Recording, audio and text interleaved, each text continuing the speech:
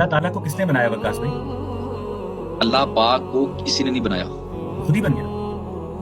امام جعفر صادق علیہ السلام کے پاس ایک دہریہ آیا اور اس نے امام سے سوال کیا، جس کا نام عبد الکریم بن ابی العوجہ تھا، کہ منکر خدا تھا۔ اس نے امام جعفر صادق علیہ السلام سے سوال کیا کہ اگر یہ دنیا خدا نے بنائی تو یہ بتاؤ کہ خدا کو کس نے بنایا؟ اور امام نے کہا، جان لو جو چیز پیدا ہوتی ہے وہ محتاج ہوتی ہے، اور جو محتاج ہو وہ خدا نہیں ہو سکتا۔ مولا نے کہا، مثال کے طور پر اگر میں تمہیں یہ کہوں کہ خدا کو اس نے بنایا، پھر تم کہو گے کہ پھر اس کو کس نے بنایا، اور پھر اس کے بعد پھر اس کو کس نے بنایا؟ یہ سلسلہ چلتا رہے گا اور یہ کبھی ختم نہیں ہوگا۔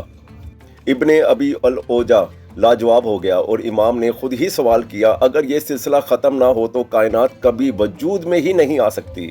عقل کہتی ہے کہ ایک ایسی ہستی ہونی چاہیے جو خود غیر محتاج ہو، جسے کسی نے نہ بنایا ہو اور جس نے سب کچھ خود بنایا ہو۔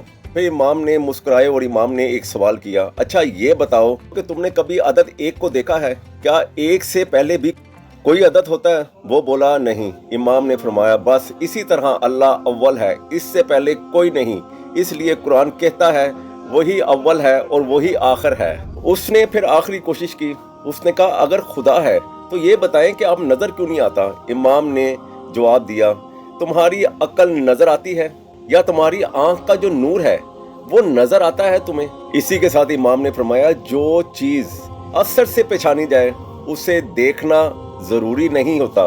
پھر امام نے اسے کہا کہ پتہ ہے کہ تم نے خدا کو کیوں نہیں دیکھا؟